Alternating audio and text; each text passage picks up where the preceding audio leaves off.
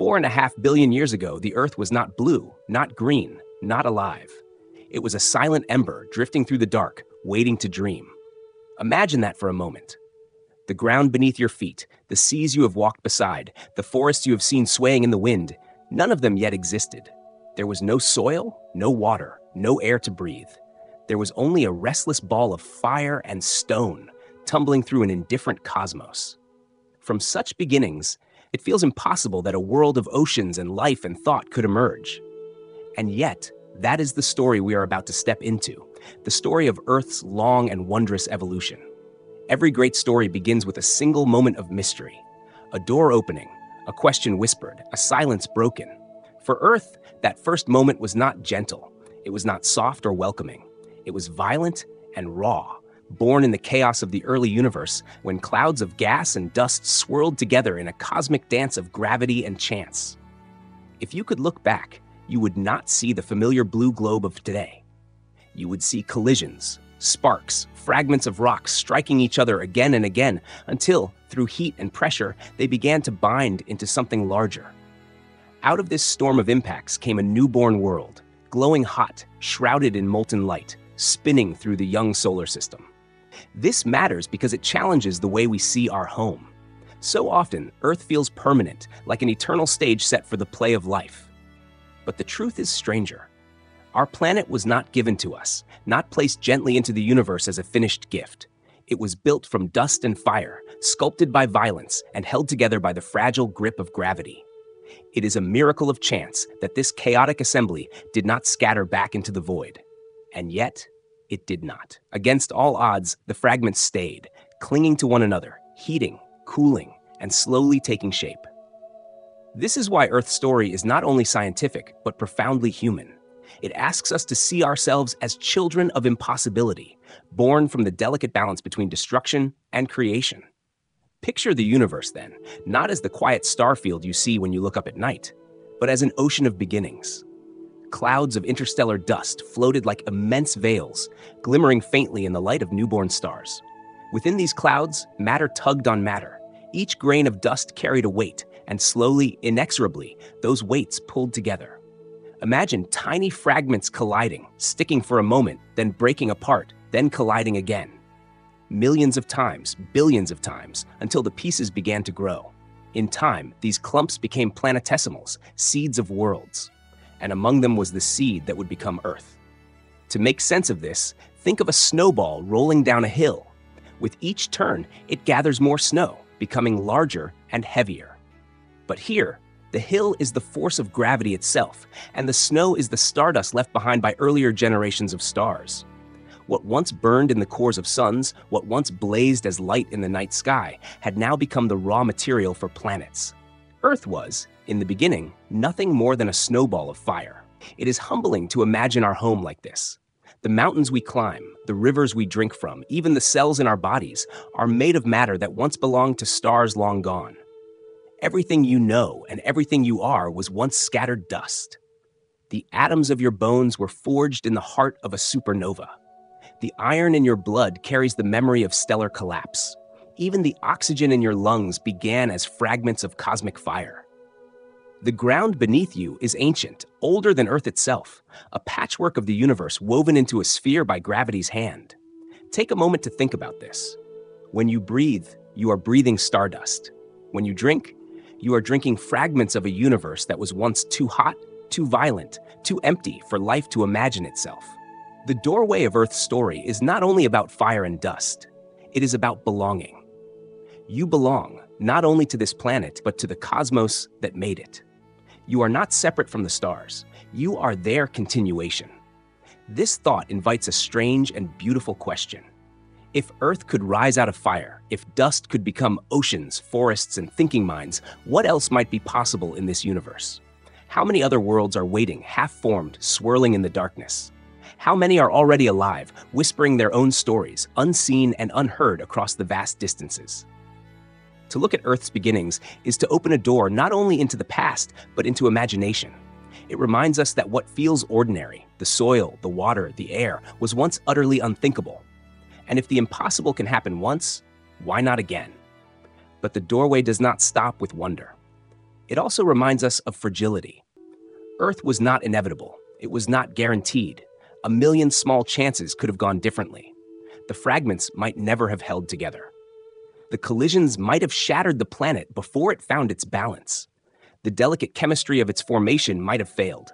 Yet somehow here it is. Here we are, standing on the fragile outcome of countless chaotic events. In this way, Earth's existence feels like a quiet miracle. And miracles, as we know, are precious. Perhaps that is the lesson of this first chapter. To see Earth not as permanent, not as unshakable, but as an ongoing story. We live on a planet that once did not exist. We are part of something that rose from silence and fire. And just as it began, it continues to evolve, to change, to move forward into futures unknown. To remember this is to see the world differently. The ground is not just ground. It is history. The sky is not just sky.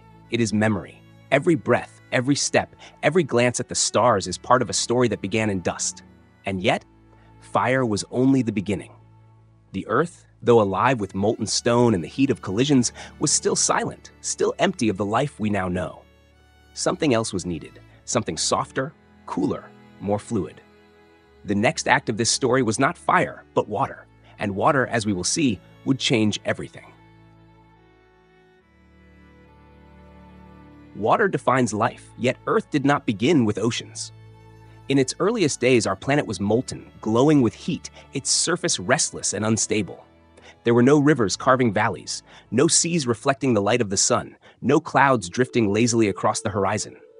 The Earth of that time was dry and fiery, its crust cracked and shifting, its atmosphere a thick haze of gases. And so we ask, if life needs water, and if the Earth did not begin with it, where did our oceans come from? The question itself is beautiful because it reminds us that even something as ordinary as the water in a glass or the drop on a leaf carries with it a story billions of years old.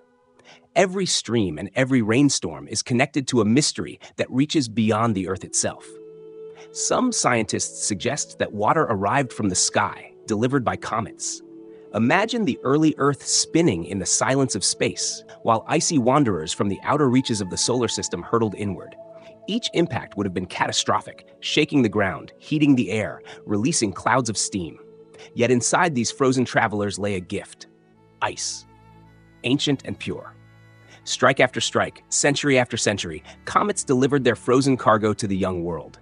Slowly, as the impacts continued, this water began to collect.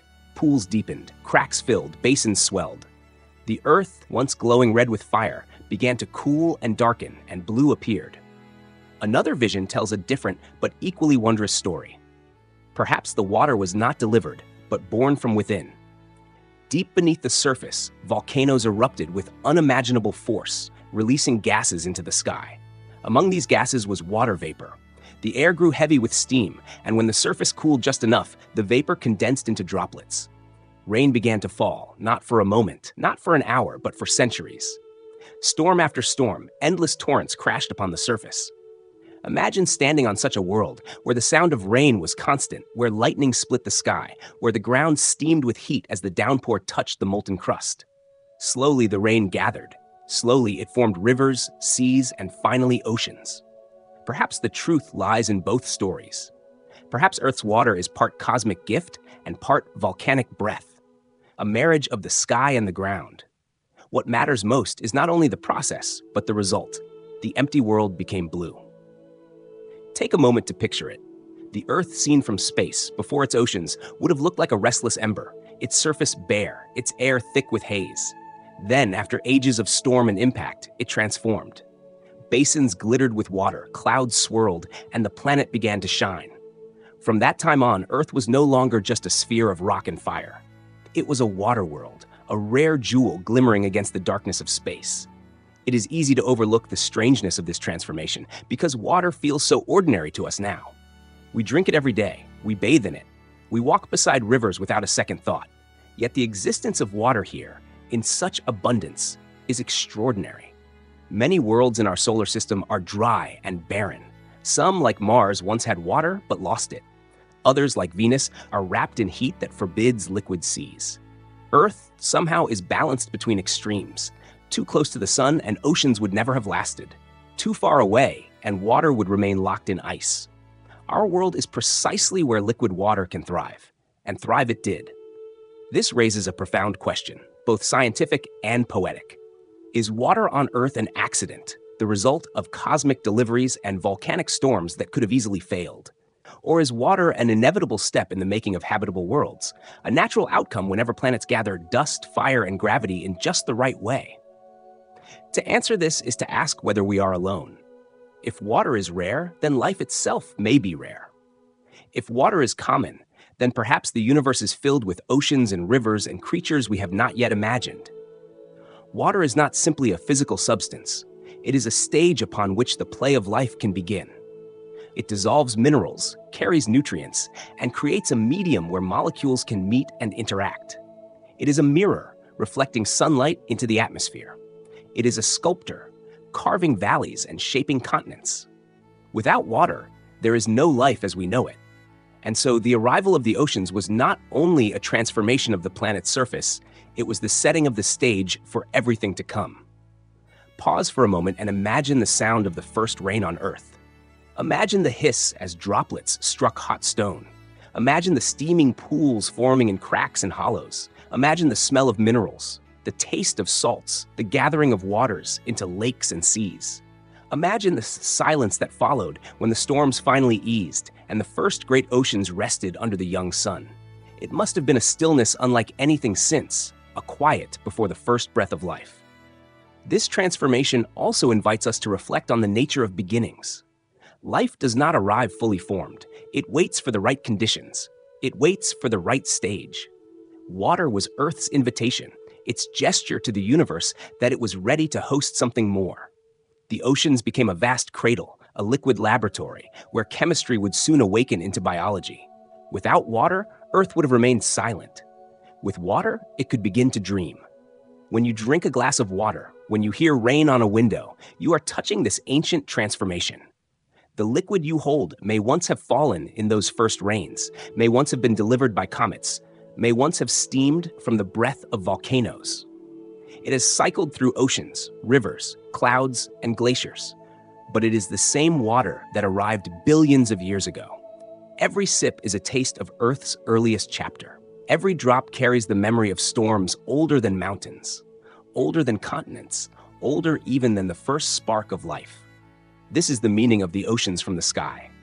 They are not only seas of salt and waves. They are history itself, a bridge between cosmic origins and the living present. They remind us that the ordinary is extraordinary, that the most common substance on Earth is also the most miraculous. The planet that once burned red became blue. With oceans came balance, with oceans came reflection, with oceans came stillness, and in that stillness something more began to stir. The first whispers of life.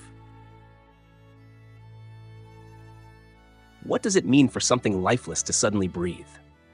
To imagine the moment when non-living matter stirred into living presence is to step into one of the greatest mysteries of existence.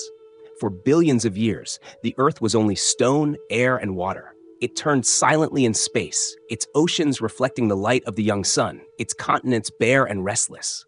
Yet within that stillness, something unseen began to change. Out of chemistry rose biology. Out of the inanimate, the animate. The line between them is so thin, yet so immense, that to this day, we do not fully understand how it was crossed. Picture a shallow pool along the edge of an ancient sea. The sun beats down upon its surface, warming the water. Minerals wash in from surrounding rocks. The pool bubbles gently as gases rise from vents deep within the earth. Here, molecules swirl, collide, and dissolve, forming countless combinations. Lightning flashes across the sky, striking with sudden force, splitting molecules apart and fusing them into new arrangements. Energy surges through this watery laboratory. The pool becomes a cauldron of experimentation, a place where simple substances play out endless variations of pattern. Somewhere, perhaps in such a pool, or perhaps near the scalding vents of the ocean floor, molecules began to assemble. They linked together, forming chains that could fold and twist, that could carry instructions, that could, in the most delicate sense, replicate themselves. At first, these were only accidents, fragile arrangements of atoms that dissolved as quickly as they appeared. But some combinations endured a little longer, resisting the pull of dissolution. These survivors became templates for further growth. With each spark, each reaction, each surge of energy, the molecules grew more complex. This was not life as we know it.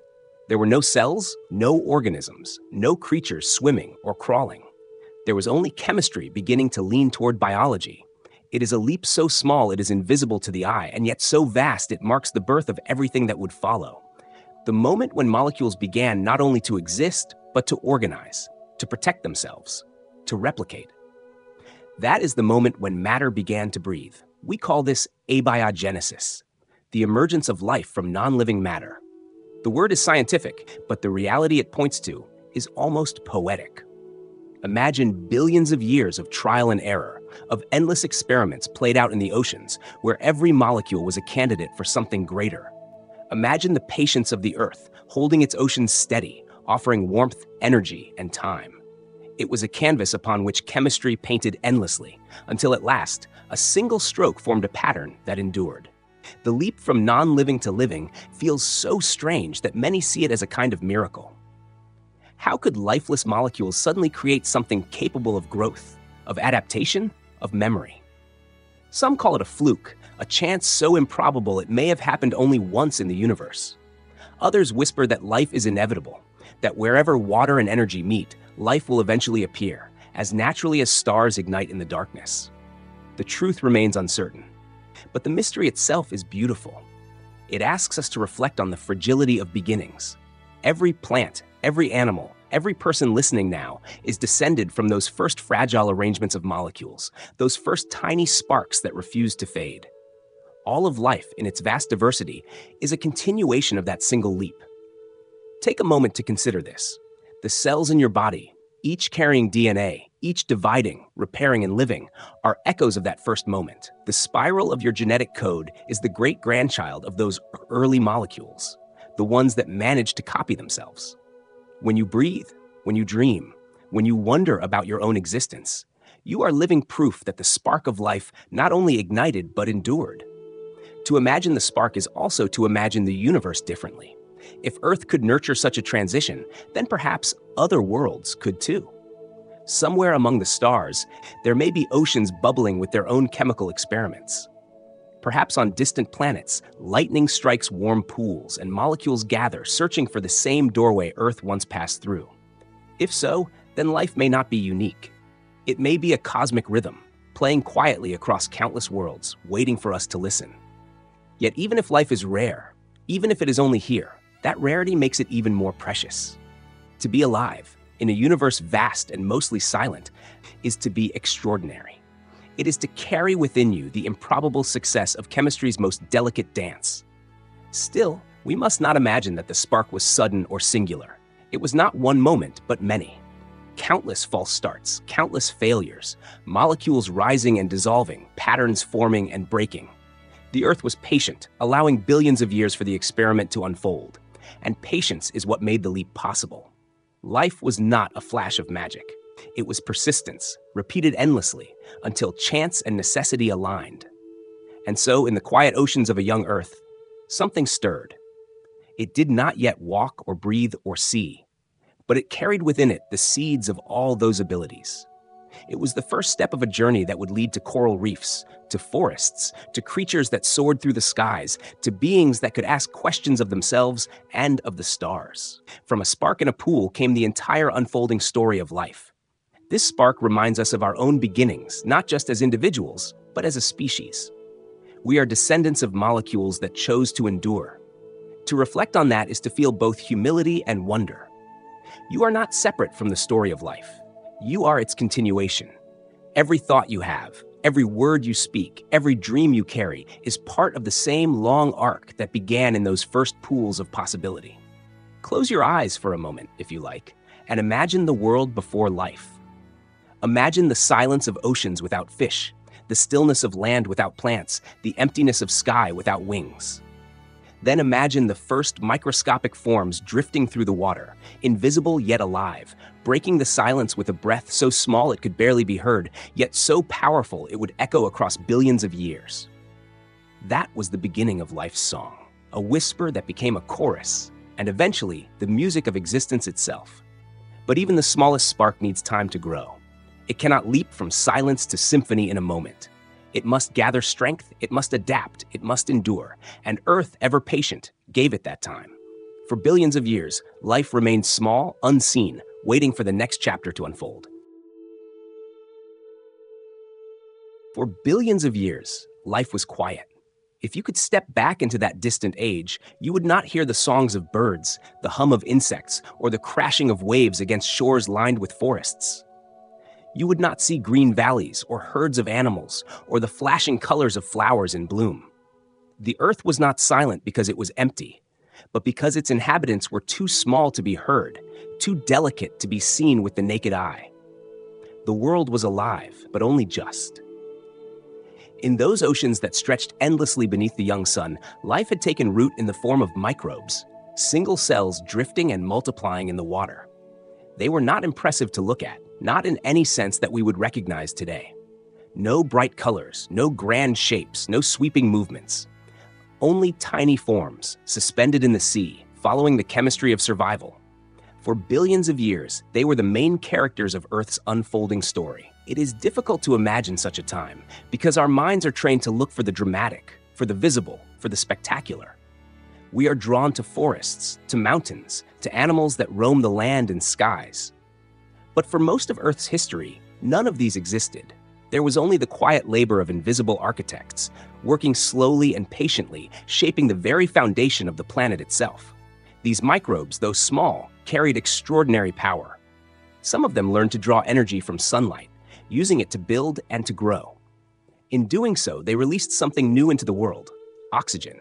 At first, it was only a trace, a faint exhalation in the water and air. But over time, these breaths accumulated. The invisible hands of microbes began to alter the sky, molecule by molecule, until the very atmosphere of Earth was transformed. Imagine that transformation. A world once ruled by carbon dioxide and methane, its air heavy and strange, gradually becoming something else. Slowly, invisibly, a poison to some microbes became the possibility for others. Oxygen was dangerous at first, reactive, threatening to disrupt fragile chemical balances. Many early life forms could not endure it. For them, oxygen was not a gift, but a death sentence. Yet others adapted. They discovered how to use this new molecule to unlock far greater stores of energy, to grow more complex, to prepare for futures they could not yet imagine. This is the paradox of the long silence. Though nothing grand appeared on the surface, though life seemed still and simple, beneath that quiet lay the foundation for everything to come. The silence was not emptiness, but preparation. The earth was being reshaped, slowly and patiently, not by giants or gods, but by creatures so small that billions of them could fit into a single drop of water. Pause for a moment and think about this. The air you are breathing right now, the oxygen that fills your lungs and fuels your blood, is the gift of microbes that lived billions of years ago. Their work, invisible and uncelebrated, made possible every future breath. Without them, forests could not grow, animals could not run, humans could not speak or dream. Every sigh of wind, every flame of fire, every living motion depends on that ancient exhalation. It is easy to underestimate such creatures. We tend to think of history as the story of great changes, sudden leaps, grand events. But sometimes history is written in whispers. Sometimes it is carried out in patience. The microbes of the long silence remind us that change does not need to be loud to be profound. They altered the world simply by living, simply by carrying on their quiet work, and in doing so, they wrote the future. This time in Earth's story also asks us to reconsider what silence means. We often imagine silence as absence, as nothingness, as a void, but silence can also be full. The silence of a still ocean hides the movement of countless tiny forms. The silence of deep space hides the birth of stars. The silence of a seed conceals the entire pattern of a tree. In the same way, the long silence of early Earth was not empty. It was filled with the quiet persistence of life, slowly weaving the conditions for all that would follow. Imagine looking out across the oceans in that time. The surface would seem calm, unchanging, perhaps even lifeless. But beneath the waves, in the depths and shallows, an unseen revolution was taking place. Each microbe, each breath, each tiny exchange of molecules was adding to the atmosphere, altering the balance, preparing the stage. To the human eye, it would look like nothing. To the patient Earth, it was everything. There is a lesson here. one that feels almost personal. Just because something is quiet, just because it is invisible, does not mean it is unimportant. The greatest transformations often begin in stillness, a thought forming in the mind, a seed pushing gently beneath the soil, a cell dividing in the silence of the womb. The long silence of Earth is a reminder that the unseen can be the most powerful of all. For billions of years, this was the world. Oceans filled with drifting microbes, the air slowly thickening with oxygen, the Earth preparing itself for the next chapter. There were no forests to sway in the wind, no animals to stir the seas, no voices to break the stillness. Only the soundless labor of cells, working endlessly, breathing quietly, writing the chemical script of the future. It is a strange thought, but in many ways, this chapter of Earth's history was the most important of all. Without it, there would be no life beyond the microscopic, no complexity, no diversity, no us. The microbes of the long silence were the true architects of the world we know. Their legacy is written in the very air we breathe. And so, though we call it silence, perhaps we should call it patience. A patience measured not in years, not in centuries, but in billions of years. The Earth waited, watched, and held steady, while the smallest of its children worked quietly, preparing the way for all the rest. And oxygen, though invisible, would become the brush that painted the future chapter to unfold. Oxygen is life's gift and its danger. It is the breath we take without thinking, the invisible thread that ties our bodies to the air around us, the quiet partner in every heartbeat. Yet in the beginning, oxygen was not a gift at all. It was a threat, a corrosive intruder, a poison. For the early microbes that first filled the oceans, the sudden presence of oxygen was like fire spreading through water. It disrupted their delicate chemistry, seared their fragile systems, and drove many to extinction. To them, oxygen was a catastrophe, a force that ended what had seemed like an eternal balance. But evolution has a way of turning crisis into opportunity. Where one kind of life faltered, another found a way to thrive. Slowly, step by patient step, certain organisms learned how to tame oxygen, how to channel its energy rather than fear its destructive touch. And in doing so, they unlocked a treasure chest of power hidden within the very fabric of matter. Imagine it this way. Before oxygen, life had been making do with dim lamps, flickering weakly in the dark. The chemistry of survival was modest, limited, able to fuel only the simplest forms. But with oxygen, a switch was thrown, and the lamps became roaring furnaces. Energy, once scarce, became abundant. Cells could do more than just exist. They could grow, divide, specialize. They could dare to become complex. This was the oxygen revolution, a transformation that reshaped the destiny of the planet. What was once poison became possibility. What had seemed an ending became a beginning. It is one of the great paradoxes of Earth's story, that destruction can be the seed of creation, that danger can become the very tool of survival. Picture the oceans in this time. For billions of years, they had been filled with invisible whispers of life, drifting microbes too small to be noticed. But now, with the new power of oxygen, life could gather energy enough to experiment, to stretch beyond its simple shapes, to weave together new patterns. It was as if the stage lights had been turned on, illuminating a theater that had long been in darkness. The sky itself bore witness to this revolution.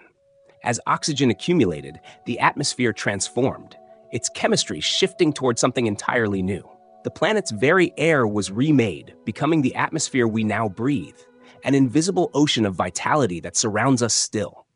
The Earth was being painted with new possibilities, even if the brushstrokes were too slow for any single moment to reveal. There is something deeply humbling in this story. The gas we now depend on, the element we treat as ordinary and given, was once a force of terror.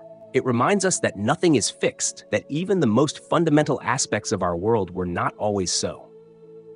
To breathe is to participate in a history that was once unthinkable, to carry inside our lungs the memory of a revolution that changed everything. Take a moment to think about that. Every inhalation is not just a physical act, but a connection to billions of years of struggle, adaptation, and transformation. You are drawing into yourself the very substance that turned catastrophe into creation. Without that shift, without those first microbes that learned to endure and then to thrive, none of the complexity we now see could exist. The lesson is not only scientific, but philosophical. Sometimes what seems like the end is only a doorway. Sometimes the poison we fear can become the power we need. The history of oxygen whispers to us that growth often begins in crisis, that life is not only resilient but inventive, capable of turning disaster into opportunity. As the oxygen spread, Earth itself became more dynamic. With more energy to spend, cells could begin to form partnerships, sharing tasks, building cooperative systems. This was the foundation for the leap toward multicellular life, a step that would eventually give rise to the dazzling diversity of shapes and forms we now see. Forests, animals, humans, all of these are descendants of that revolution. But in those early days, the changes were quiet, invisible, and patient. Cells learned to breathe in new ways, to store and release energy with elegance and precision. The invisible architects of life were not only surviving, they were rehearsing for a future that would eventually break the silence of Earth. This period also raises questions that echo far beyond our planet. If oxygen could transform Earth so radically, might similar revolutions be happening elsewhere? On distant worlds, circling other suns, could there be atmospheres shifting, cells adapting, crises turning into beginnings? The oxygen revolution is not only our story, but a pattern, a possibility that may repeat across the cosmos. And here lies the beauty of it. A molecule that once spelled death became the key to abundance. The same air that threatened to extinguish life became the breath of its flowering. What could be more mysterious, more inspiring, than this turning of poison into power? It invites us to reflect on our own lives, our own struggles. How many times have endings become beginnings? How many times has difficulty carried within it the seed of growth? Perhaps this is why the story of oxygen feels so intimate, even though it unfolded billions of years before humans walked the Earth. It is not just a tale of microbes and molecules, but a parable of resilience, of transformation, of finding strength in the very place where fear seems strongest. It is a reminder that survival is not merely endurance, but adaptation, reinvention, creation. And so the Earth, once quiet and still, began to breathe in a new way. Its skies thickened with oxygen, its oceans filled with energy, its future cracked open to possibilities never before imagined. Complexity was now possible. Diversity was now possible. Shapes that had never existed, movements never seen, colors never imagined, all were waiting on the horizon. The oxygen revolution was not an end, but a prelude. It was the overture to a symphony that would soon unfold in endless variation. The planet was ready, the stage was set, and life, armed with new energy, stood on the edge of invention. Complexity was now possible, and the Earth was ready for shapes it had never seen before. For so long, Earth had been quiet. For billions of years, the oceans had been filled only with invisible whispers of life, drifting cells and simple forms too small for the eye to notice. But then, in a geological instant, the silence broke. The world blossomed. Shapes never before seen shimmered through the seas. Eyes opened. Mouths bit. Limbs stretched. Shells hardened. The Earth, once home only to the microscopic, suddenly became a stage for creatures of astonishing variety. This was the Cambrian explosion, the great bloom of life, when biology itself seemed to awaken to creativity. Imagine the oceans of that age. No longer barren, no longer filled with only drifting shadows of microbes. Instead, the waters stirred with motion, with predators and prey, with eyes peering through dim blue depths. Creatures swam with purpose. Some wore armor, others moved with delicate fringes, some even developed jaws to seize what swam nearby. It was as if the Earth had suddenly discovered imagination, sketching strange designs, trying out every possibility. The Cambrian seas were crowded with experiments. Trilobites scuttled along the seafloor, their segmented bodies glinting like living jewels. Worm-like creatures tunneled and burrowed. Some developed spines for defense, others fins for swimming. And perhaps most mysterious of all, eyes, true, complex eyes, appeared, giving creatures the gift of vision. For the first time, the ocean was filled with sight, with light bouncing and reflecting, with predators tracking prey not by chance, but with deliberate precision. Why did this explosion of forms happen when it did? That question remains one of science's deepest mysteries. For billions of years, life remained simple, patient, quiet. Then, around 540 million years ago, in what felt like a single breath in Earth's long history, the world blossomed into complexity. Was it because oxygen had finally reached a tipping point, allowing enough energy for larger, more intricate bodies? Was it because the climate settled into a balance that permitted experimentation? Or was it simply chance? The natural bursting forth of possibilities that had been waiting, hidden in the genetic code, like a song waiting for its first note. We may never fully know the answer, but the Cambrian bloom reminds us that change does not always happen slowly. Sometimes the Earth surprises itself. Sometimes creation bursts forth with such force that it seems to leap rather than crawl into being. Take a moment to imagine yourself as a silent observer, drifting through those ancient seas. The light of the sun, filtered through shallow waters, illuminates a world in flux. Everywhere you turn, you would see forms both strange and beautiful. Some would look alien, with body plans that have no descendants today, as if nature experimented and then set aside certain sketches. Others would feel familiar, the early ancestors of crabs, insects, and even us. The ocean was both a gallery and a battlefield, filled with creatures competing, adapting, and testing the limits of possibility. The appearance of shells and hard exoskeletons changed everything.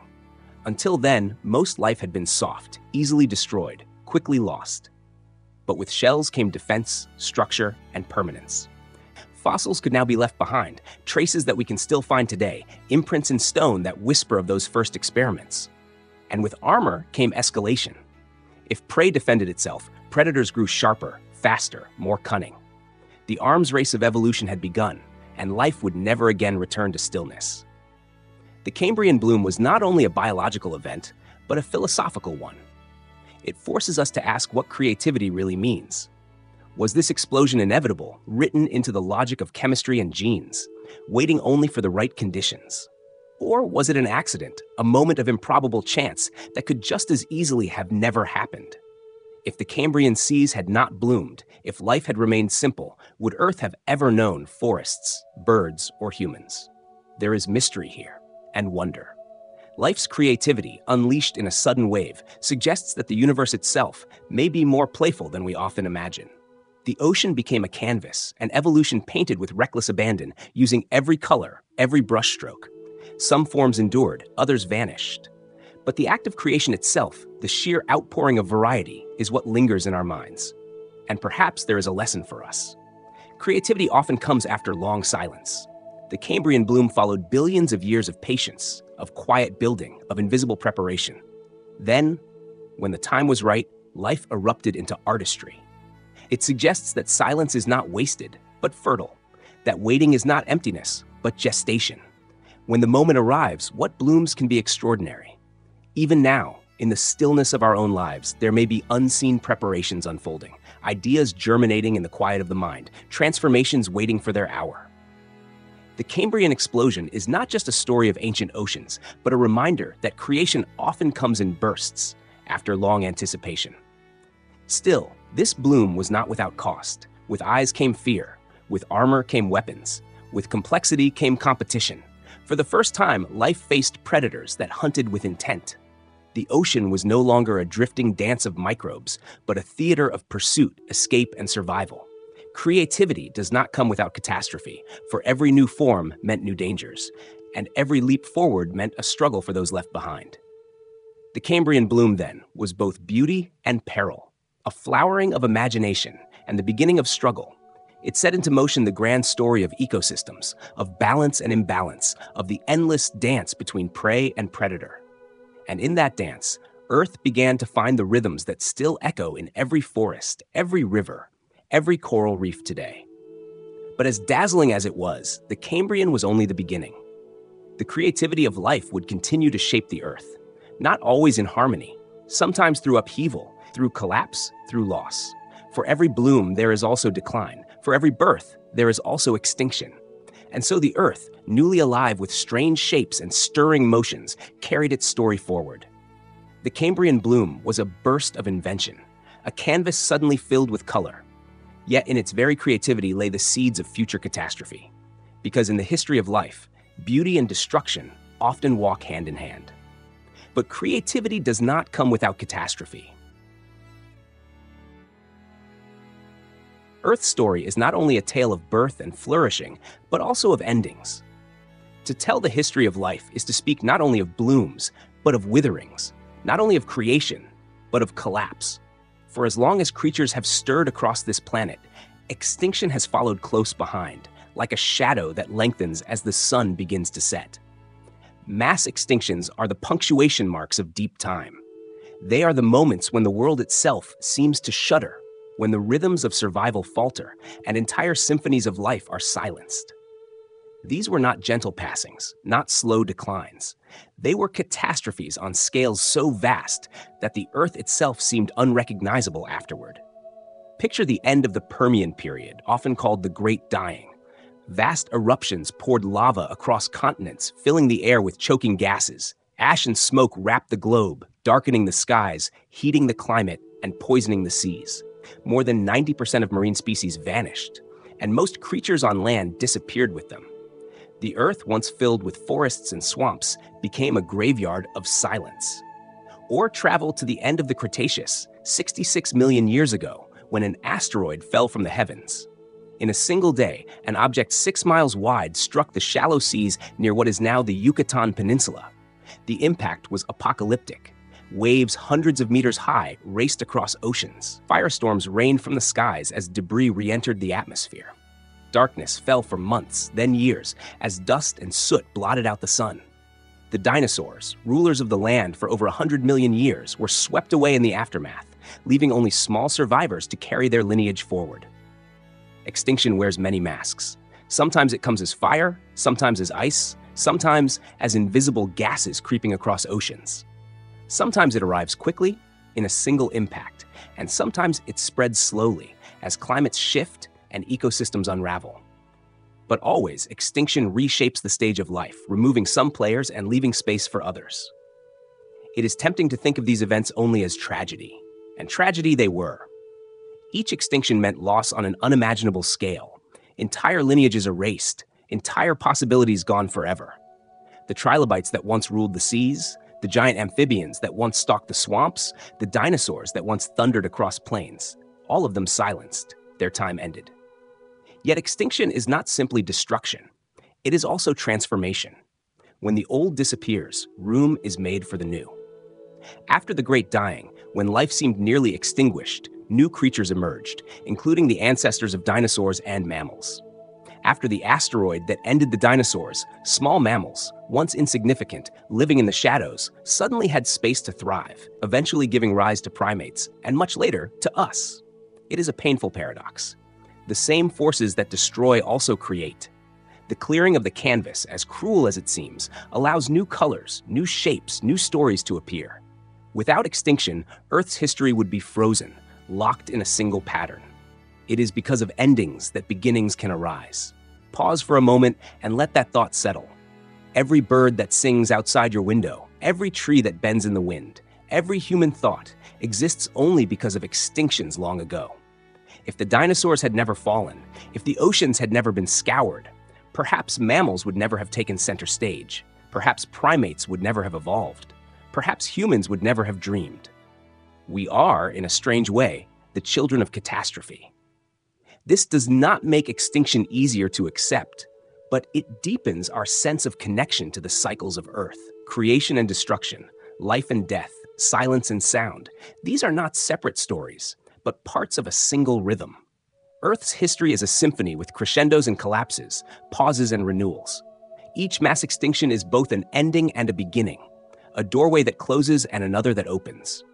The reign of extinction also offers a mirror to our present. For we are now living in a time when extinctions are rising once more, not from asteroids or volcanoes, but from the hand of humanity itself. Forests are cut, oceans overfished, climates shifting faster than creatures can adapt. We are both witnesses and participants in what some scientists call the sixth mass extinction. It is a sobering thought to know that the story we tell of ancient catastrophes is also unfolding in our own age. And yet, even here, there is a strange hope. If life has endured so many endings, if it has survived fire and ice, impact and poison, perhaps it can endure what we bring upon it as well. Life is resilient, resourceful, patient. It has risen from ashes before, and it may do so again.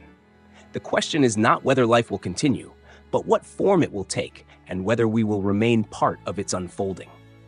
The reign of extinction, then, is not only about death. It is about change, about the strange balance of loss and possibility. It invites us to see the Earth not as fragile glass that shatters and ends, but as a canvas that is repainted again and again, sometimes violently, sometimes gently, but always with new images.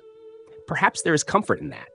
To know that endings are not truly final, but transitions. To know that silence is not the end of the song, but the pause before the next note. Extinction clears the stage, but the play continues, always in new and surprising ways. And so, across the vastness of time, Earth has endured cycle after cycle of flourishing and collapse. Life blooms, then falters, then blooms again. Extinction reigns, and yet life persists.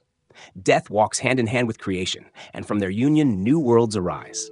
From silence after death, giants would rise. After the silence of extinction, Earth did not stay empty for long. Out of the ruins of vanished creatures, new forms rose, and among them were the giants who would come to dominate the planet for more than 150 million years. These were the dinosaurs, rulers of land and sky, whose reign was so vast in time that it dwarfs our own brief history by comparison.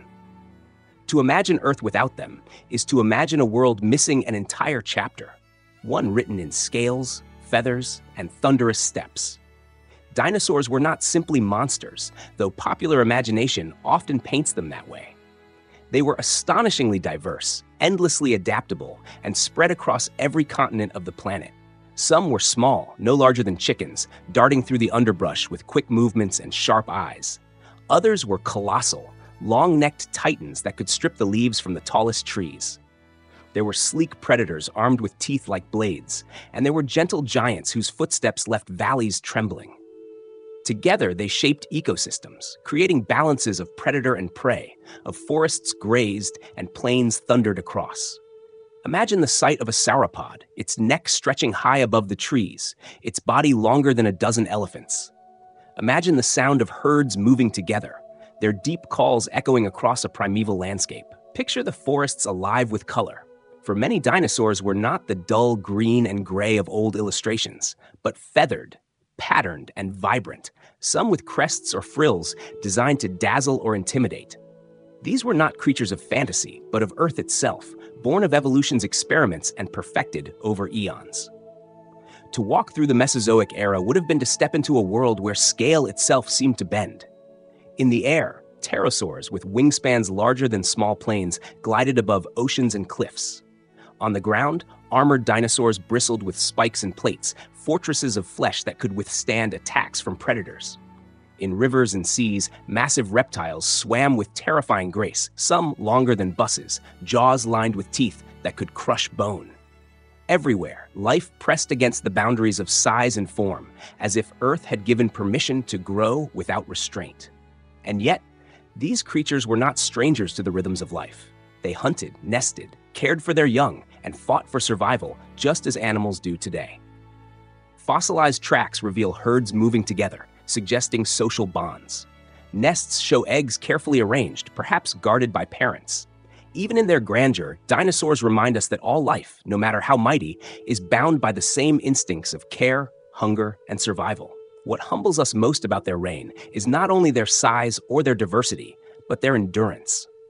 For more than 150 million years, dinosaurs flourished. To place that in perspective, consider that humans as a distinct species have existed for perhaps 200,000 years, a blink compared to the vast empire of the dinosaurs. Mammals, which now dominate the Earth, were small, timid creatures during that time, living in shadows, hiding from giants who ruled without challenge. It is easy to forget how short our reign has been, and how fragile it might yet be. Dinosaurs remind us of that fragility. They were rulers, yet they vanished. They were abundant, yet they fell. If such titans could disappear, swept aside by forces beyond their control, what does that say about us, about our own moment at the top? The Age of Giants also carries a certain poetry. These creatures lived in a world unfamiliar to us, a world of different continents, different climates, and different skies. And yet their bones, preserved in stone, now rest beneath our feet. Every fossil is a whisper from that time, a fragment of a story told not in words, but in shapes pressed into rock. To hold a fossil is to feel the weight of millions of years, to touch a life that once breathed and moved in a world utterly unlike our own. Take a moment to imagine the sweep of time. Generations upon generations of dinosaurs lived, thrived, and perished long before humans existed, long before mammals even had their chance to grow beyond the shadows. If Earth's history were compressed into a single day, the reign of dinosaurs would stretch for hours, while humanity's story would appear only in the final seconds before midnight. This perspective is humbling, even dizzying. It reminds us that our place is temporary, that our chapter is but one among many. The Age of Giants teaches us more than humility. It also shows us the grandeur of evolution's imagination. Feathers evolved not only for flight, but for warmth and display. Teeth and claws became specialized tools, each adapted for a particular role. Dinosaurs were not static, but dynamic, constantly changing, branching into new forms, filling new niches. They remind us that life is not content to stand still. It seeks, experiments, adapts. And perhaps most astonishing is this: dinosaurs are not entirely gone. Birds, the creatures that flutter outside your window, that sing in the morning, that glide across skies, are living descendants of dinosaurs. They are the last echoes of that great age, the fragile survivors of an empire that once thundered across the earth. Every chirp, every wing beat, carries with it the memory of giants. And yet, as mighty as they were, the dinosaurs could not last forever. Their time, like all ages, came to an end. An asteroid struck, and the skies darkened. Fire and cold spread across the planet. In a geological instant, the Age of Giants was over. The rulers of Earth fell, not because they were weak, but because chance and circumstance can undo even the mightiest. There is humility in this truth. We often believe our own age to be permanent, our own species to be inevitable. But the dinosaurs remind us that power is borrowed, that dominance is fleeting, that survival is never guaranteed. To walk among their bones is to see not only what once was, but what may yet happen again. For now, we are the inheritors of their world. We stand on lands once walked by titans, breathe air shaped by ages before us, and tell stories under the same stars they once gazed upon. Their reign ended, and in the silence that followed, another chapter began.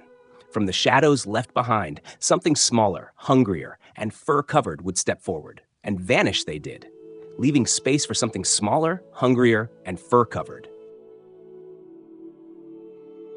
Before humans, before cities, before even the faintest spark of thought flickered in the dark, there were the survivors. They were small, quiet, and overlooked, living their lives in the shadows of giants. These were the mammals, creatures who scurried beneath the trees, dug burrows into the earth, and hunted insects by night, while dinosaurs thundered across the land above them. If the dinosaurs were the kings and queens of Earth's grand stage, mammals were its stagehands, unnoticed and uncelebrated, waiting for their moment without ever knowing such a moment might come. It is easy for us, living now in an age where mammals dominate, to forget how long they lived as second-class citizens of the biosphere. For more than 100 million years, while dinosaurs rose and flourished, mammals remained small, fragile, and largely invisible in the fossil record. They were shrew-like creatures with fur for warmth, sharp teeth for chewing, and senses attuned to danger. Most were nocturnal, slipping silently through the underbrush, their eyes adapted to darkness. In a world ruled by colossal predators, the safest strategy was to avoid being seen at all. And yet, in their smallness lay their strength. Where dinosaurs required vast amounts of food, wide ranges, and stable climates, mammals asked for little. A patch of forest floor, a nest of leaves, or the shelter of a burrow was enough. Where dinosaurs were tied to the warmth of the sun, mammals carried with them the secret of fur and warm blood, which allowed them to endure cold nights and harsher climates. In this way, their very obscurity became their insurance. They were not powerful, but they were persistent. Then one day, or rather, one terrible and world-shattering day, the balance of power shifted. An asteroid struck the Earth, and the Age of Giants collapsed. Darkness spread, plants withered, and ecosystems crumbled. The massive dinosaurs, so dominant for so long, found themselves unable to survive the cold and hunger that followed. But in the cracks of this catastrophe, mammals endured. Their small size meant they needed less food. Their diets were varied enough to adapt when prey and plants vanished. Their burrows shielded them from the worst of the fallout. When the thunder of giants fell silent, the whispers of mammals remained. This moment was not triumph in the way we might imagine it.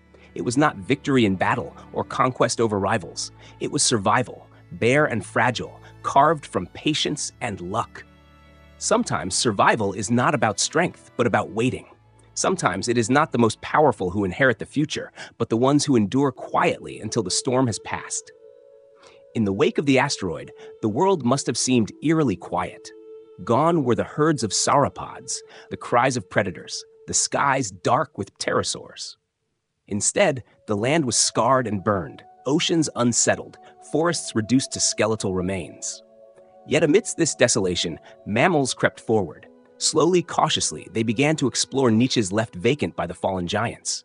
Where once they had been confined to the shadows, they now stepped into the open light.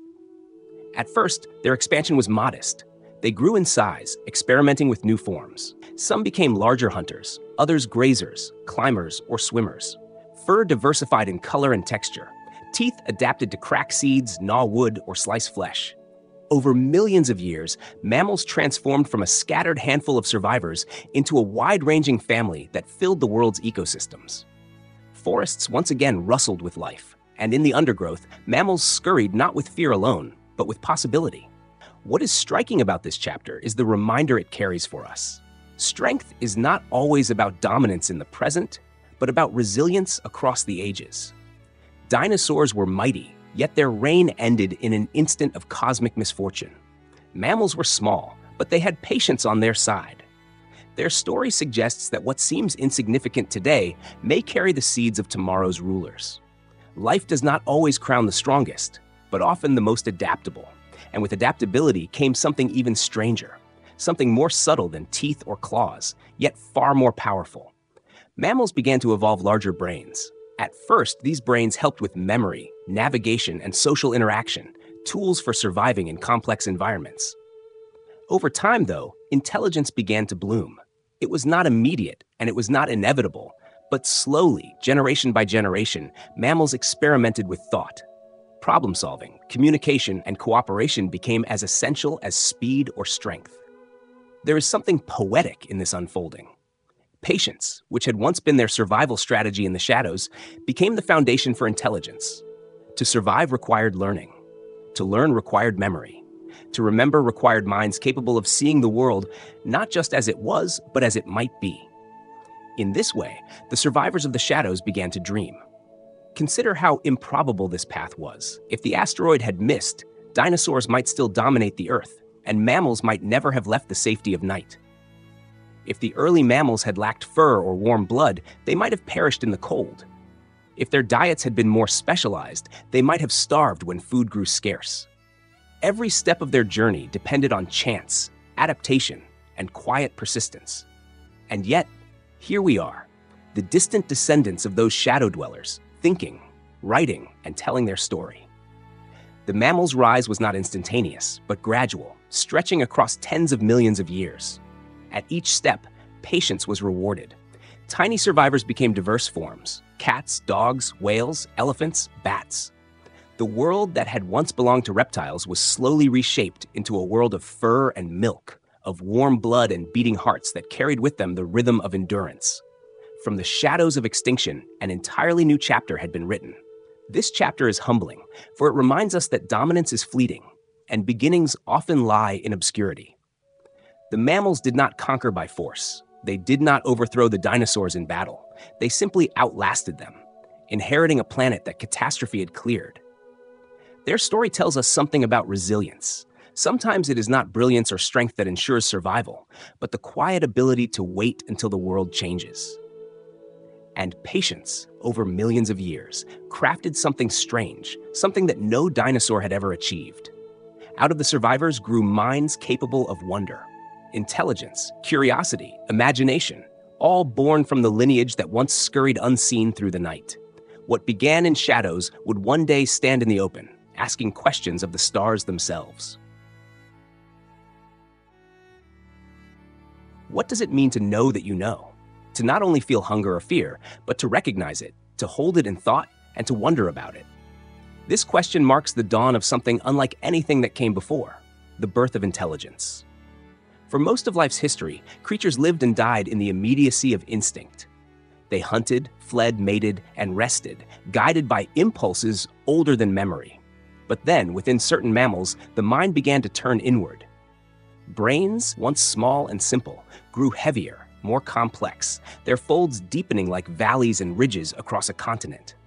Neurons branched into elaborate forests of connection. Patterns of memory and imagination took shape, giving rise not only to reaction, but to reflection. What had once been a spark became a fire, burning quietly behind the eyes of creatures who would one day become us. Hands, too, played their role in this awakening. With flexible fingers and opposable thumbs, early primates could grasp not just fruit from trees, but also the raw materials of invention. A stone became a tool, a stick became a probe, a bone became a weapon. Each act of shaping the world outside was also an act of reshaping the mind within. To hold a tool was to hold a possibility, and possibility is the seed of imagination. Voices followed, carried first in calls and cries, then in patterns of sound that pointed to meaning. Language was not born in an instant, but gradually, as whispers of cooperation grew into structured signals, and signals into shared stories. With words, knowledge could outlast the individual, leaping from one mind to another, carried forward across generations. Fire could be remembered, paths could be shared, warnings could be spoken, dreams could be described. And so intelligence deepened, not as a solitary achievement, but as a collective unfolding. One creature alone might survive, but a community of creatures bound by language could thrive. Memory extended beyond the limits of a single brain, becoming communal, becoming culture. And culture, in time, gave rise to art. Picture the first marks on cave walls, the outlines of hands pressed with pigment, the figures of animals drawn in flickering torchlight. These images were more than decoration. They were symbols, attempts to hold the fleeting world in place, to say, this happened, this matters. Art was intelligence turning outward, shaping the invisible into the visible, the intangible into form. To create an image of a bison or a deer was not simply to record a hunt, but to step into imagination itself. From tools to language, from language to art, from art to memory, the chain of intelligence lengthened. Each link strengthened the others, until the minds of early humans were no longer just minds of survival, but minds of wonder. They gazed at the stars and asked what they were. They watched the seasons change and asked why. They looked at death and asked what comes after. Intelligence was no longer content with the world as it was. It reached for what might be. Here, perhaps more clearly than anywhere else, we see what it means to be Earth made conscious. For everything in us, the calcium of our bones, the iron of our blood, the carbon woven into our cells, once belonged to stars. But in us, that ancient stardust learned to look back at itself. We are matter reflecting upon matter, atoms dreaming of atoms, the universe awakening to its own presence. When we ask questions, it is not only humans speaking, but the Earth itself, finding its voice through us. This realization is both humbling and astonishing. On the one hand, intelligence feels like a miracle, a rarity born of chance and patience, fragile and fleeting in the scale of time. On the other, it feels inevitable, the flowering of billions of years of persistence, each step preparing the ground for thought. Whether accident or destiny, intelligence transforms the very meaning of existence. It is not simply life surviving, but life knowing it is alive. Pause for a moment and let this sink in. To think is to step outside the stream of instinct, to glance upstream and downstream, to wonder about the source and the destination. A bird sings, a whale dives, a wolf hunts, and in these acts there is beauty, but not reflection. A human, hearing the bird, can wonder why it sings. A human watching the whale can imagine its journey across oceans. A human remembering the wolf can tell a story about its strength. To be intelligent is to live twice, once in the moment and once in the awareness of the moment. And yet intelligence is not without cost. To know is also to know loss, to imagine danger, to foresee death. Other creatures die, but only humans stand before death and recognize it as their own. Other creatures live in cycles of nature, but only humans look at the stars and feel the weight of their own smallness. Awareness is a gift, but it is also a burden, and in this burden lies the depth of our experience. The dawn of intelligence was not a single sunrise, but a long, unfolding twilight, a slow brightening that still continues today. From the first tools to the first cities, from firelight gatherings to digital screens, the growth of intelligence has reshaped the Earth as profoundly as oceans or volcanoes once did. No mountain or river has altered the planet as deeply as the thoughts of humankind. We are builders, dreamers, storytellers, explorers. We are also destroyers, forgetters, and wanderers. In us, the contradictions of Earth itself find expression. And yet, for all our power, we remain fragile. We are not separate from Earth's story, but bound within it, dependent on its air, its water, its soil. Our intelligence does not lift us above the planet, but ties us more deeply into it, reminding us that to harm the Earth is to harm ourselves. We are stardust reflecting on stardust, but still, we are stardust. The dawn of intelligence, then, is not the conclusion of Earth's history, but another beginning, a beginning that carries with it as much uncertainty as promise. For if intelligence can create tools, it can create weapons. If it can paint on walls, it can carve scars into the earth. If it can imagine the stars, it can also imagine its own end. Intelligence is both the greatest gift and the greatest risk, and its meaning has not yet been fully written. But this much is certain. The earth is no longer silent. Through human thought, through art, through language, through dreams, it speaks, and it listens, and it wonders. But Earth's story is not only human. It is still writing itself, with or without us. The planet breathes in cycles, not with lungs, not with air, but with vast rhythms of heat and cold, stillness and eruption, silence and upheaval. Across deep time, the Earth inhales and exhales through ice and fire. These are not gentle breaths. They are movements so immense that entire landscapes rise and vanish, oceans advance and retreat, forests spread and then wither beneath frozen sheets. Life itself is bound to these pulses, shaped and reshaped by every shift. Imagine the ice ages. Not a single winter, not a brief cold spell, but stretches of hundreds of thousands of years when glaciers covered continents, oceans sank into frozen prisons, and winds carved barren plains from what had once been fertile ground. Vast walls of ice a mile high inched across the northern hemisphere, grinding mountains into valleys, pushing rivers aside, leaving behind scars and lakes that still remain. For life, these icy breaths were trials of endurance. Forests retreated southward.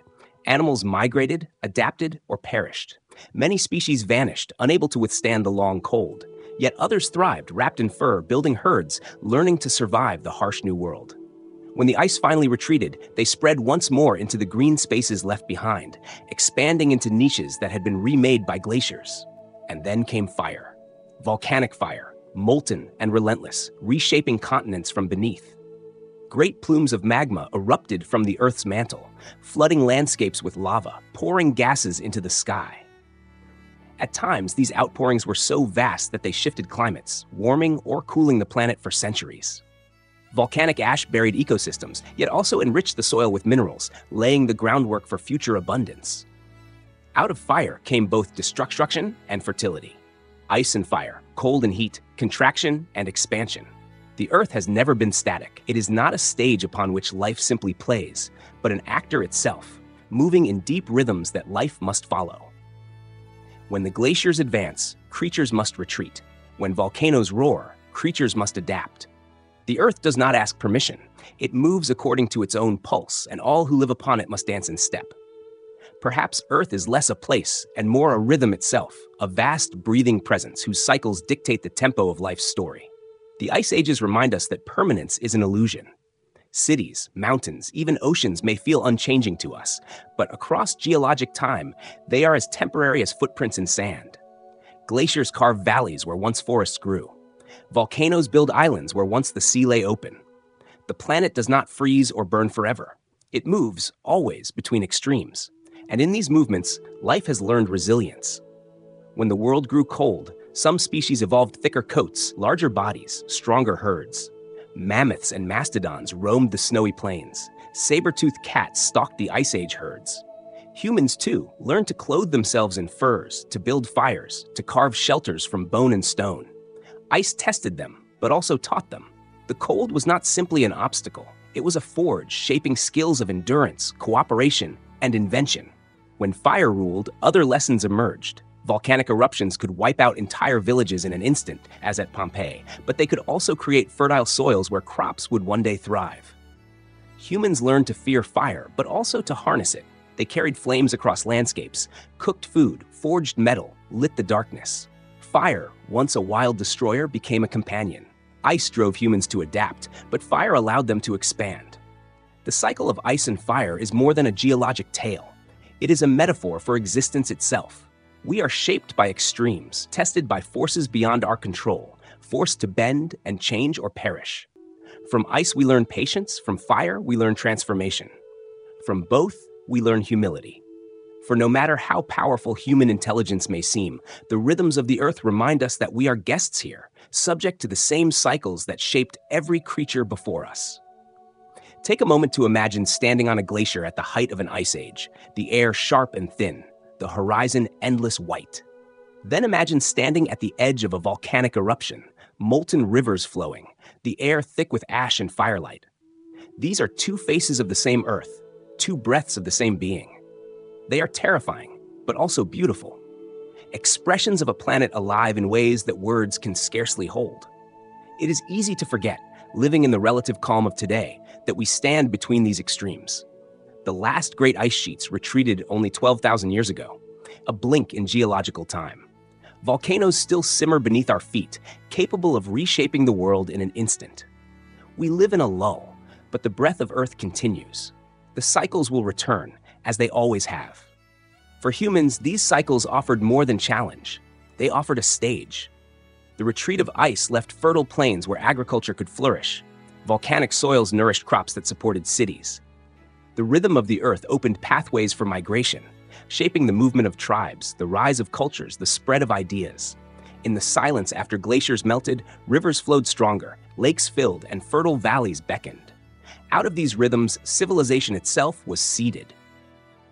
Perhaps then, intelligence did not arise in spite of ice and fire, but because of them. Each test pressed life to its limits, sharpening creativity, forcing new solutions. Without the pressures of cold and scarcity, humans might never have learned to cooperate so deeply, to build shelters, to store food, to invent tools. Without the dangers of fire, they might never have learned to tame it. The cycles of Earth did not merely shape the landscape, they shaped us. There is mystery in this rhythm. Was it chance, a coincidence of geology and climate, that life learned to thrive through such extremes? Or is there something in the very nature of Earth that demands this oscillation, this endless dance of ice and fire?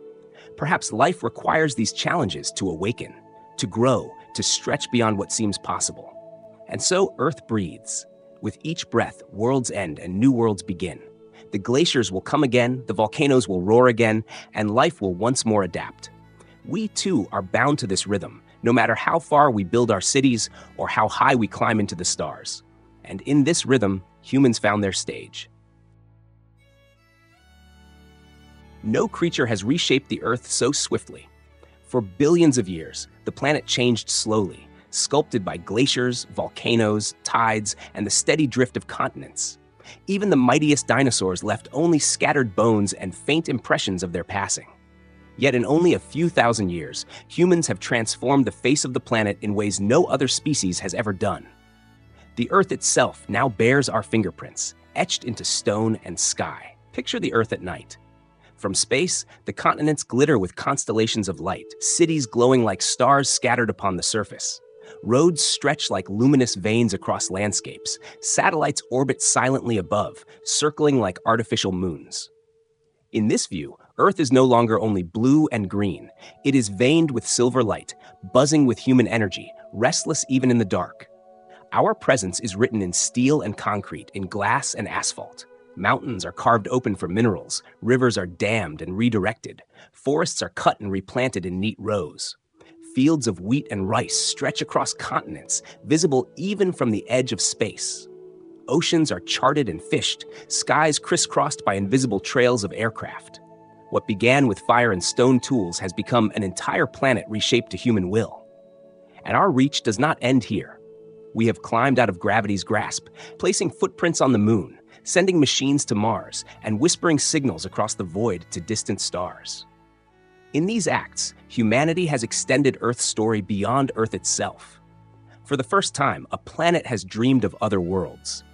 It is tempting to call this progress, to see in our cities and machines the pinnacle of intelligence, the reward for patience across eons. But progress is not so simple. For in the very same centuries that saw us rise so high, we have also pushed the planet toward peril. The same fire that warms us also fills the air with smoke. The same machines that carry us forward consume the resources that sustain us. The same hands that build also unmake, leaving scars in ecosystems that may never heal. We are a geological force now, as mighty in our way as volcanoes or asteroids. The marks of our age will be visible in the strata of rocks yet to form. Plastics preserved in sediments, radioactive isotopes scattered across soils, the sudden thinning of biodiversity as species vanish under our shadow. Future geologists, if any exist, will look back and see a line in the Earth's layers that tells of our coming. It will be as sharp and dramatic as the line left by the asteroid that ended the dinosaurs. And so the human age carries with it a paradox. It is both triumph and warning, creation and destruction, brilliance and blindness. We are capable of painting the night with light, yet also of dimming the stars with haze. We can summon knowledge that stretches from the subatomic to the galactic, yet struggle to live in balance with the soil beneath our feet. We are Earth-made conscious, but sometimes forgetful of what it means to belong to Earth. Take a moment to reflect on this. We are stardust that learned to speak, to build, to dream. But what do we dream of now? Endless growth, endless conquest, or something quieter, more lasting, a dream of harmony with the world that made us. The human age is young, and its direction is uncertain. It may be remembered as a brief spark, brilliant but short-lived, or as the beginning of a new and lasting chapter in Earth's story. Perhaps the deeper question is not whether our cities and machines will endure, but whether our wisdom will grow to match our power.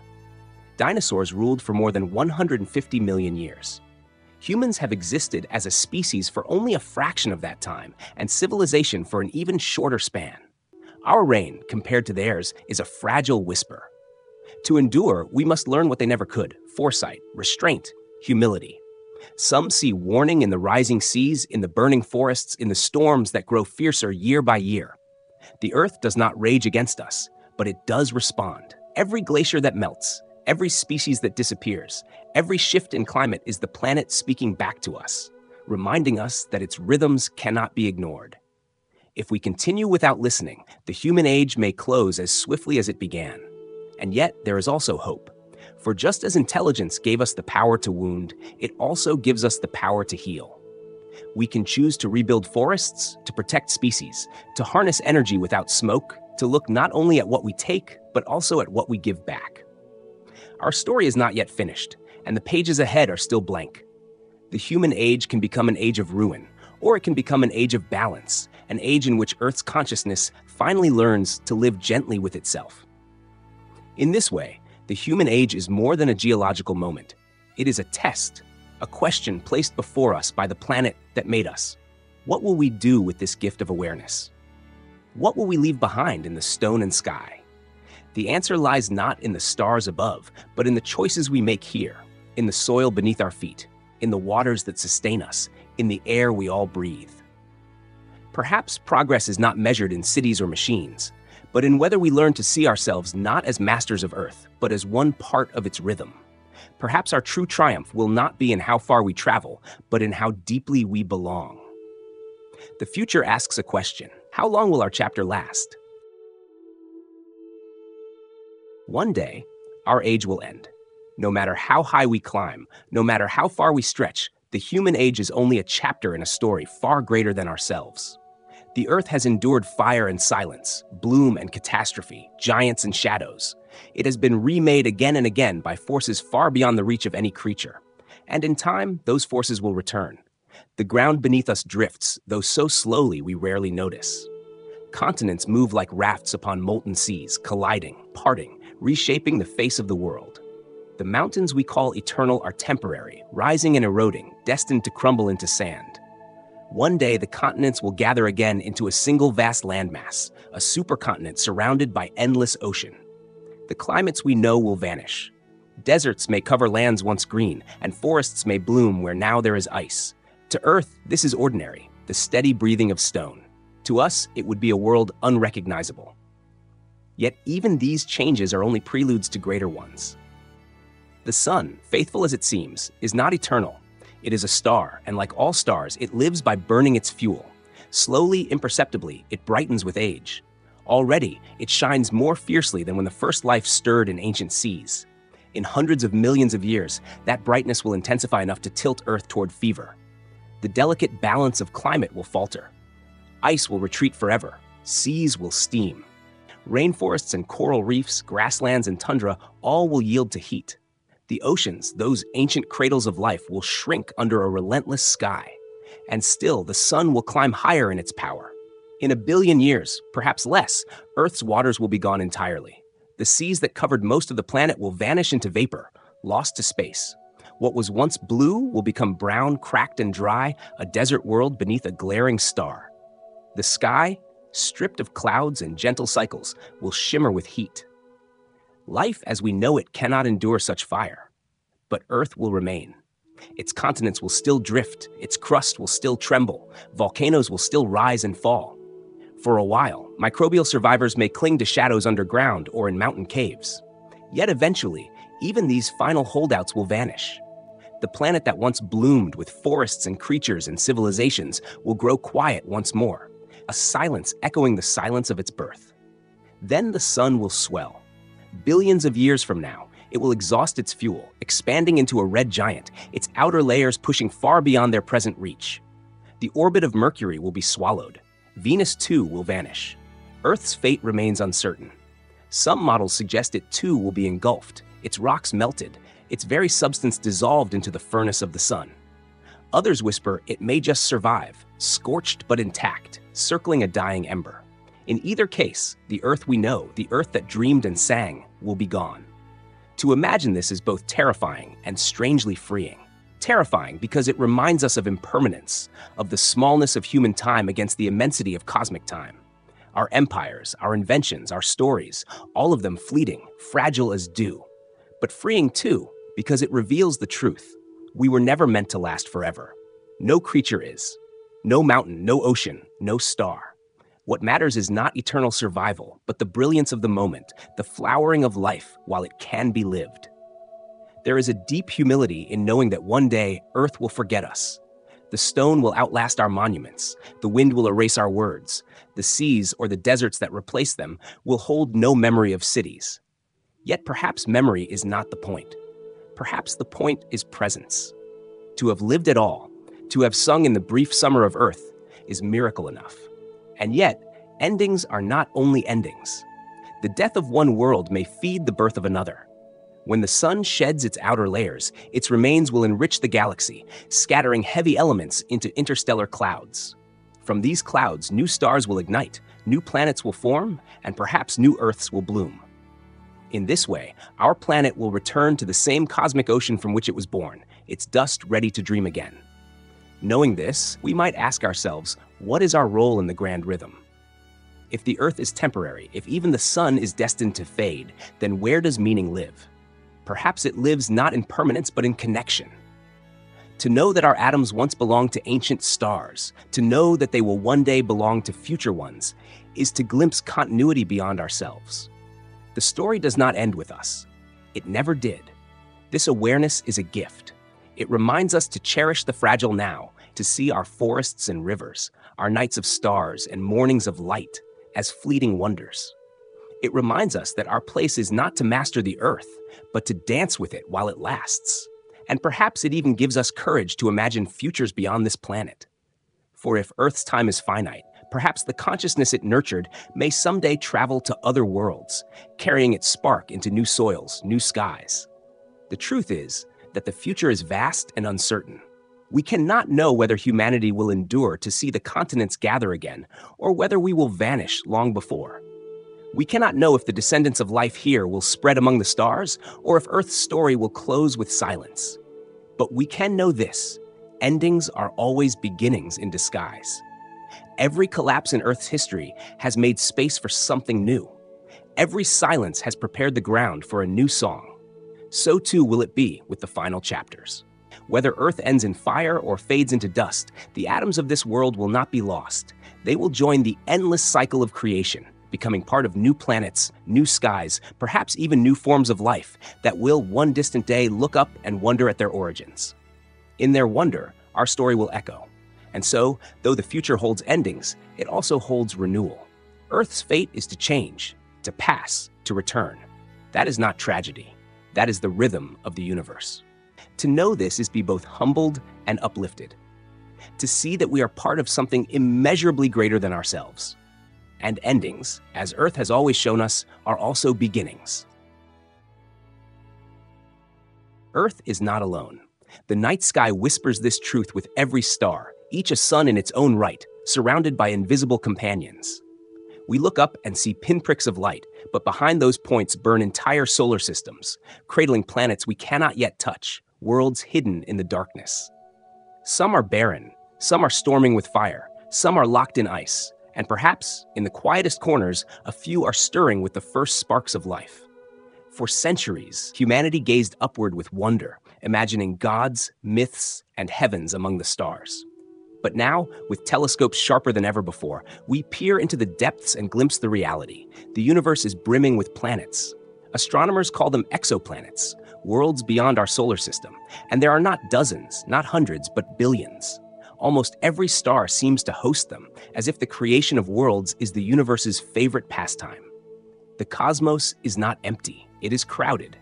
Some of these planets resemble Earth, orbiting at just the right distance from their suns, where liquid water could flow, where warmth and cold balance, where atmospheres might hold the breath of life.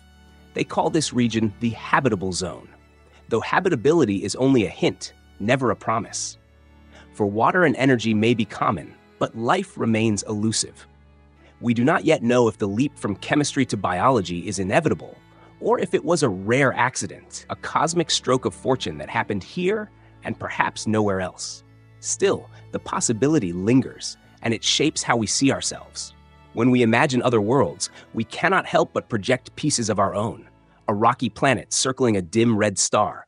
Could it hold oceans beneath its skies? Could forests sway in alien winds? Could there be eyes looking back at us, wondering the same thing?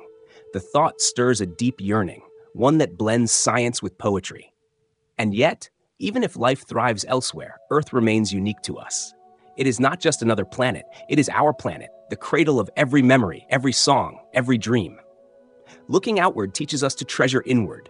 It reminds us that what we call ordinary, the rhythm of waves, the murmur of wind, the call of birds, is anything but ordinary. Out there, most worlds are silent, lifeless, barren. Here, a blue jewel spins with astonishing abundance. To stand beneath the stars is to feel both small and infinite.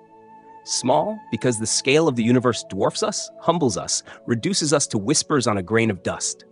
Infinite, because within that grain lies awareness, a mind capable of grasping the vastness, of reflecting on it, of weaving meaning into the endless dark.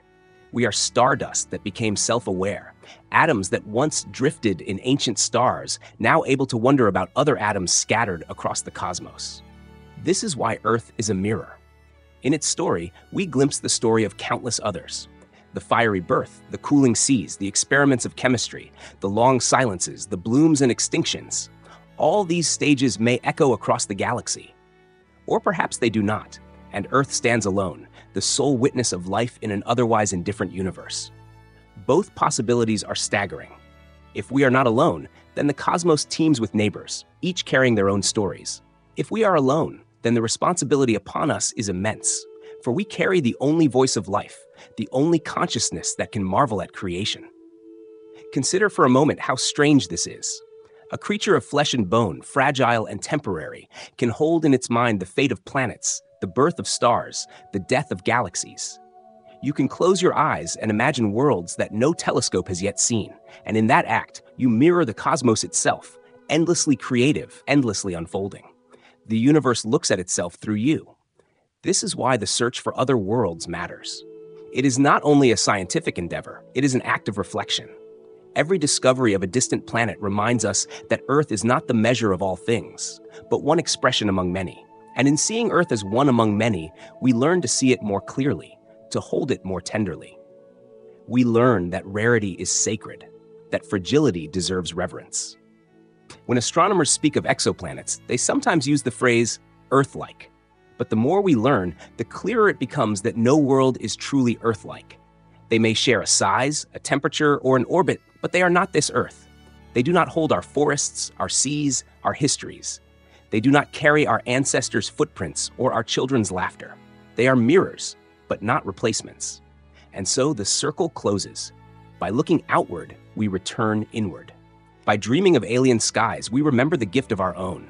By imagining other beginnings, we come to honor this one. Earth is not ordinary. It is miraculous, and perhaps the greatest act of wisdom is to see it that way while it is still ours to cherish. Yet, even as we hold this truth, another whisper emerges. What if the mirror is meant to call us forward? What if part of Earth's story is to send its children outward, to carry its spark to new horizons? For the cosmos is wide, and our chapter here is finite. Perhaps the dust that once gathered into oceans and forests and mines is not finished with its journey. Perhaps it longs to scatter again, to dream anew in other skies. This thought is both daring and humbling. Daring because it imagines a future where Earth's legacy stretches beyond itself, where the story continues among stars. Humbling because it reminds us that we are not separate from the cosmos, but part of its unfolding rhythm. Earth is not a closed book. It is a sentence in a story without end, a mirror reflecting the infinite. So let us look outward with wonder, but not with longing. Let us not forget that this is our home, and no other world will ever carry the same weight of memory. Let us treasure it, not because it is ordinary, but precisely because it is rare. To gaze at the stars is to see a mirror, yes, but also to recognize the glow of our own fragile flame. And as that recognition sinks deep, we are brought back to the beginning, to wonder itself. The circle closes, returning us to the first question, the one that sparked the journey. What does it mean that Earth, once a silent ember, became a dreamer? And the stars do not answer. They only shine, waiting for us to keep wondering. The story of Earth is not finished. It is still unfolding with every sunrise, with every wave that reaches the shore, with every seed that dares to push through soil. From dust to oceans, from fire to forests, from microbes to mines, Earth has been in constant transformation. And even now, as you listen, as you breathe, as your heart beats in rhythm with time, the story is still being written. There is something humbling in this realization. We tend to think of history as something in the past, as if the great chapters closed long ago, as if we are standing on the last page of the book. But Earth's evolution is not a closed book. It is an endless manuscript, and we are both its witnesses and its authors. Every action, every choice, every breath joins the ongoing narrative of this planet. We inherit its ancient chapters, yes, but we also leave traces of our own. Consider for a moment what it means that you are here, alive, aware, in this very moment. The air you breathe has passed through forests, through oceans, through the lungs of countless creatures across time. The calcium in your bones was forged in stars long dead. The water in your veins is older than the mountains. You are not separate from Earth's story. You are its continuation. To live is to carry forward the dream of the planet itself. And dreams are fragile things. That is what makes them precious. The forests, the rivers, the atmosphere, the fragile web of life, all of it is delicate, balanced, vulnerable to change. We know this now more than ever. Humanity has become a force, shaping landscapes and climates, carving its presence into stone and sky. But in shaping, we also bear responsibility. To see Earth as a story still being told is to recognize our part in it, and to ask what kind of chapter we wish to leave behind. Sometimes the weight of this question can feel overwhelming. How can one person matter in the immensity of time and space? And yet Earth's story has always been shaped by the small, by the quiet, by the unseen. Tiny microbes once exhaled oxygen, reshaping the skies forever. Fragile shoots of plants broke stone and turned wastelands into green. Small mammals, hidden in shadows, survived when giants perished. The story has always turned on what seemed insignificant at the time. And so too may your actions, however small, ripple outward in ways unseen. To think that every breath you take is tied to this cosmic journey is both grounding and dreamlike. It grounds you because it roots you in a lineage that stretches back 4.5 billion years to dust and fire and chance. It makes you part of a chain unbroken since the first cell dared to divide. But it also lifts you into dream because it reveals the miracle of your existence. That you, a creature of thought and wonder, can reflect on all this, can look back and forward, can ask questions of stars. This is the gift of consciousness, and perhaps the responsibility of it too. To be aware is to be a custodian of memory, a guardian of possibility. We are Earth made conscious, and through us, Earth can marvel at itself. The seas cannot reflect on their own waves. The forests cannot write their own stories. The mountains cannot wonder about their own height. But through us, they can. We are not separate from Earth, but Earth speaking, Earth dreaming, Earth remembering. And yet, even as we carry this awareness, there is peace in knowing that we are not the end of the story. When our time fades, other voices will rise. The Earth will continue to whisper in winds, to sing in rivers, to breathe in forests, whether we listen or not. Our role is not to complete the story, for no story of the cosmos can be complete, but to add our verse, to leave behind echoes that harmonize with the greater song. Imagine Earth as a great symphony, each age a movement, each species a note, each life a vibration that joins the whole. The symphony has played through silence and crescendo, through chaos and harmony. And though instruments enter and leave, the music goes on. You, in your smallness and in your greatness, are part of this music. To live is to contribute a sound, however faint, that becomes woven into the eternal score. Perhaps this is why the story comforts even as it humbles. It reminds us that we are fleeting, yet never meaningless. That we are fragile, yet capable of wonder. That we are mortal, yet part of something enduring. The dust that once burned in stars became oceans, forests, and finally us. And one day, it will become something else. The story never truly ends. It only changes form. So pause for a moment, breathe deeply, feel the air fill your lungs. This is Earth, flowing through you, reminding you that you belong, that you are a thread in the great fabric. The atoms that make you will someday scatter again to form new soils, new rivers, perhaps even new worlds. In this way, you are eternal. And so the Earth whispers on. It whispers in the rustle of leaves, in the crash of waves, in the silence of stone. It whispers in you. It asks not for answers, only for listening. And if you listen closely enough, perhaps you will hear what the planet has been saying all along, that life itself is the miracle, that to exist in this fleeting moment is to touch eternity, that the story is not something outside of you, but something you are already telling, simply by being here. Take a slow breath and let your mind drift back across the vast timeline we've traveled tonight. The Earth began as fire, became water, learned to breathe with microbes, bloomed with strange creatures, collapsed, revived, and blossomed again. Each rise and fall shaped the path to now. Think of how fragile it all was. Oceans that might not have filled, lightning that might not have struck, asteroids that might have missed. Every detail mattered. And somehow, from the endless chaos, here you are, listening, reflecting, wondering. This story is not just science. It is a meditation on impermanence. Mountains rise and mountains fall. Empires flourish and then they fade. Even the sun itself, giver of life, will one day dim. Yet within all this impermanence lies an extraordinary beauty. A reminder that every moment we experience is borrowed time from an ancient universe. So as you close your eyes, imagine yourself as part of this great unfolding story. Your body, made from ancient stardust.